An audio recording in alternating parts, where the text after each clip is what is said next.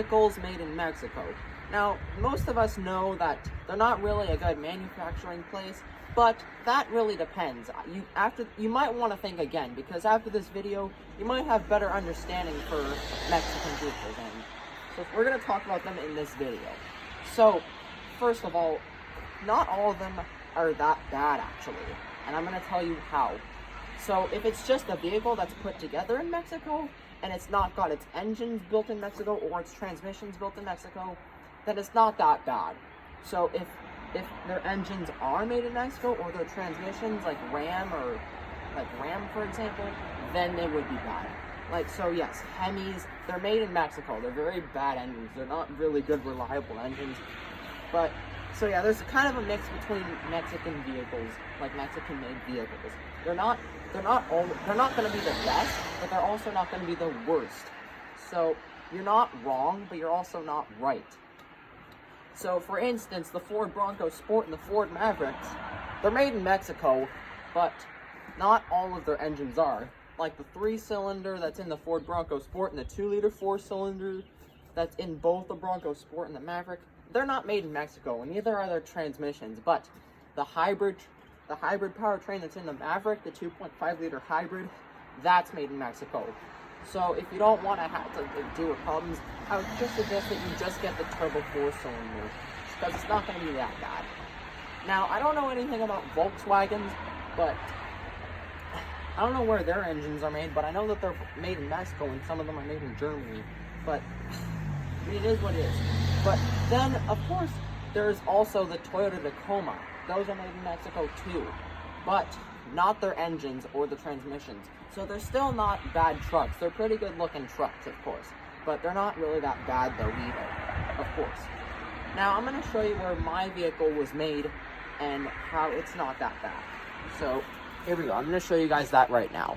So my truck was built in America. There, you can tell by the little one right there on my VIN right here on the windshield, and if you go right here, it says it's made in the USA. This was built in Michigan, and there you can see it's got the same number as what I showed you on the windshield right there. It's made in the USA. But what about the engine and the transmission? The transmission was also made in the USA. It's the same type of transmission that the Bronco Sport has in the Maverick. They've got the same transmission that's in my truck. But what about the engine? This is a 2.3-liter turbo 4-cylinder. You can see the turbo just sits right there. I'm not sure if you can see that, but yeah, it's kind of hard to see. Like if you go like right here, and it'd be a little bit closer to seeing the turbo. But this is a turbo 4-cylinder. It's a 2.3. There you go, right there. But where was this made? This was made in Spain.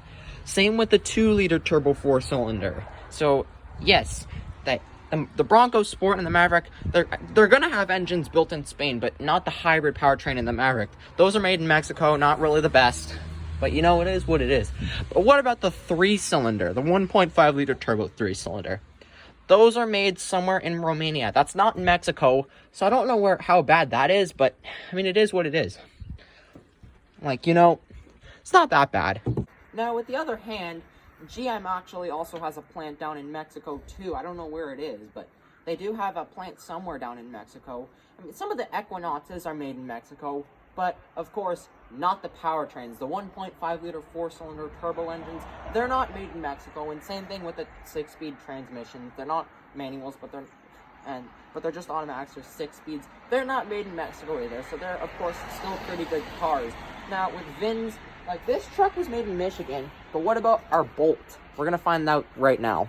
So it's the same thing with the Chevrolet Bolt. You can see right there, it's got a 1 on it, which means it was made in the USA. These were made in Michigan as well with my truck, but this is a little bit younger than my truck. I mean, my truck's a 2021, but this is a 2022. So, but my truck was built in 2019 though. So, then there's another way, of course, you can tell with the Bolt. It's the same way. You go over to the driver's door. Actually, I may have made a mistake. Might just be... No, these are the tires. Hang on one second. I'll come back after I find the VIN for the door.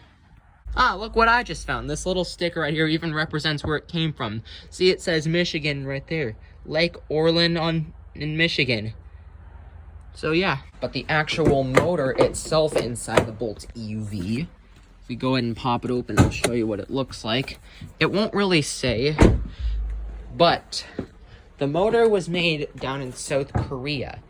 Now, that's not a bad thing either. I mean, that's where Hyundais are based. So, I mean, there's the motor right there. Doesn't really say. See, it says made in Korea right there. But it was made in South Korea. So it wasn't made in North Korea or whatever. And it says it's a California class, but that doesn't mean it was made in California. This was made in Michigan, the entire car, but the battery, this was like the motor, it was made in South Korea. Like, that's where Hyundais are built. I mean, South Korea is not a good I didn't mean it was a bad. I meant it's not a bad place to manufacture cars or whatever. I mean, that's where Hyundais are based and they're made. I mean, Hyundai is a pretty interesting company if you ask me. Oh, I didn't even realize that the VIN was just right here. That's different. I'm not sure if you can see, but there it's got the exact same number right there. That's what I just showed you. 1G1. Sorry for that. See, same numbers. See, made in Michigan. But now I'm gonna tell you when these were made. So this was made in July as well.